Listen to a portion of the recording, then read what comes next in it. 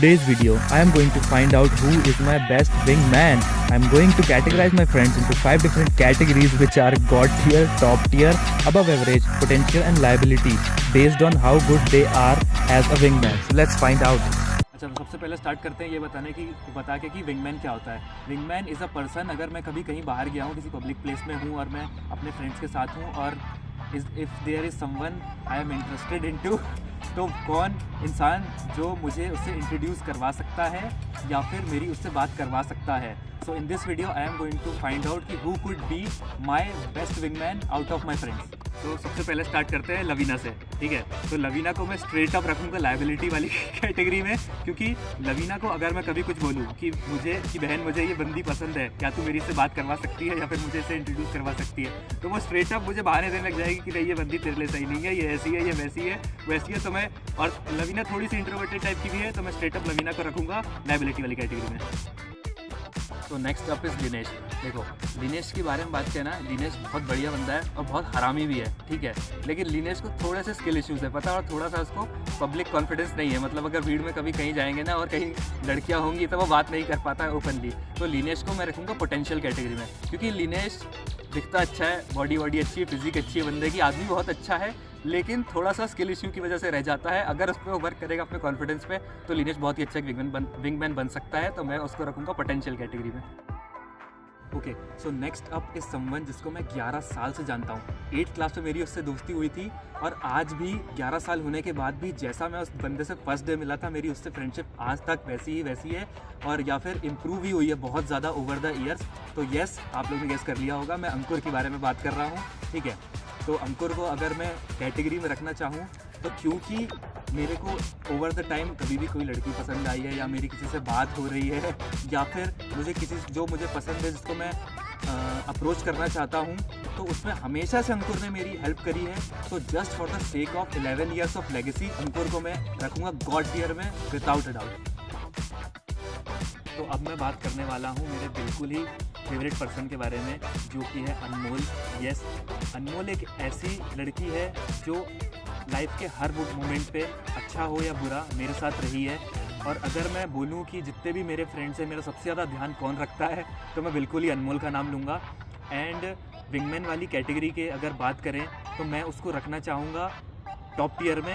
And I will explain it to you, because मुझे कभी भी लाइफ में अगर कोई भी चीज़ चाहिए हो और मैं अनमोल को बोलूँ कि अनमोल मुझे वो चीज़ पसंद है और मुझे वो चाहिए, वो जान लगा देगी मेरे लिए कि वो मुझे चीज़ वो मिल पाए।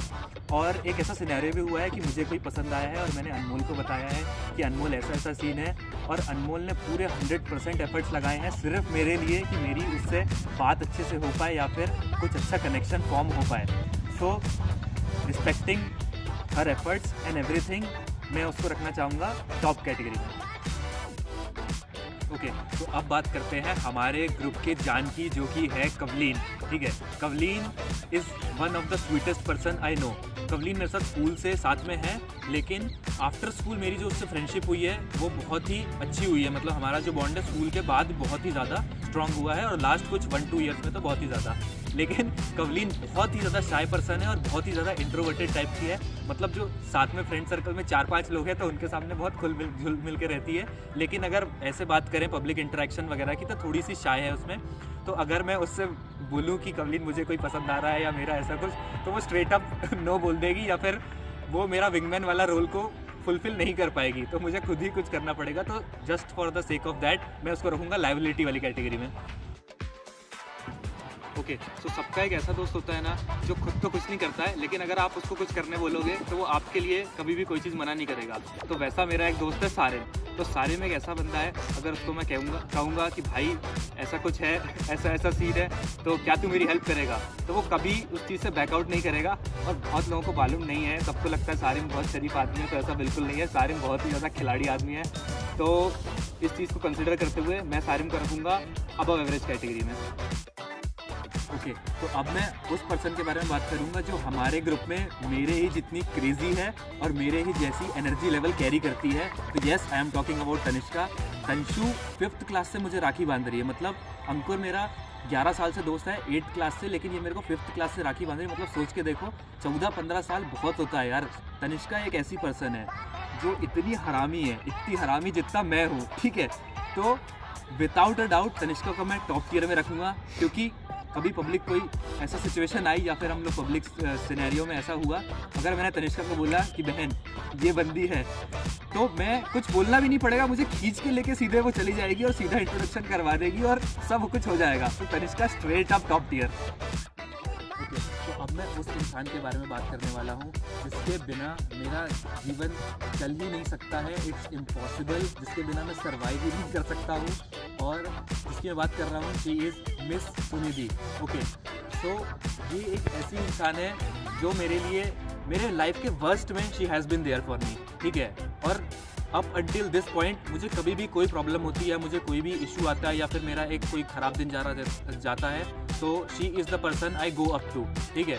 पता नहीं कितनी बार ऐसा हुआ होगा, सेम रीजन्स हो या डिफरेंट रीजन्स हो, मैं उनको इतना पकाता हूँ, अपने दुख सुना के उनको बोर कर देता हूँ। ओके, तो इनको मैं किस टियर में रखना चाहूँगा वो बताने से पहले मैं एक सिनेरियो डिस्क्राइब कर देता हूँ बहुत ही ब्रीफ में, कि हुआ क्या था कि we were 5 or 6 people and we were out somewhere and it was me, Sunidhi and 3-4 other peoples, ठीक है।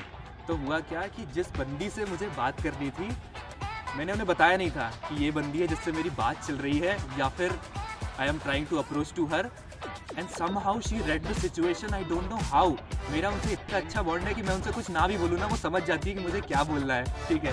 तो हुआ क्या कि मुझे टाइम ही नहीं मिल पा रहा था, या सिनेरियो नहीं क्रिएट हो पा रहा था, सिचुएशन नहीं आ पा रही थी कि मैं उस बंदी से 1-on-1 बात कर पाऊँ। तो कुछ टाइम बाद एक ऐसा टाइम आया जिस टाइम पे मैं बैठा हुआ था, हम लोग सिर्फ 3 लोग थे उस टाइम पे, मैं, Sunidhi and the girl I am talking about, ठीक है।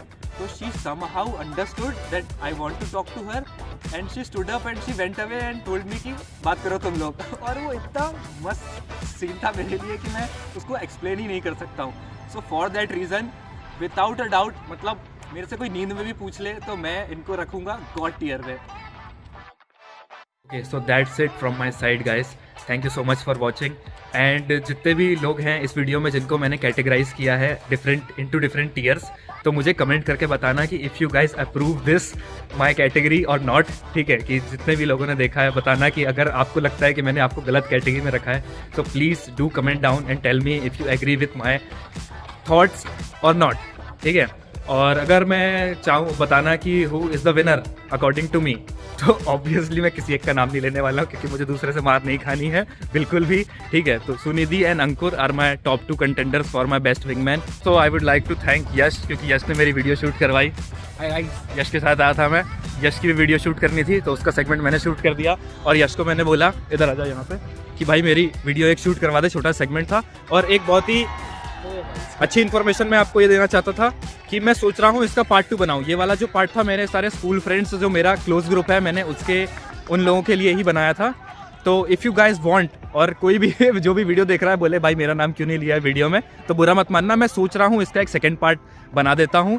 सो if you guys want to see second part of this video, do let me know. Thank you so much for watching and I will see you next one. Bye bye.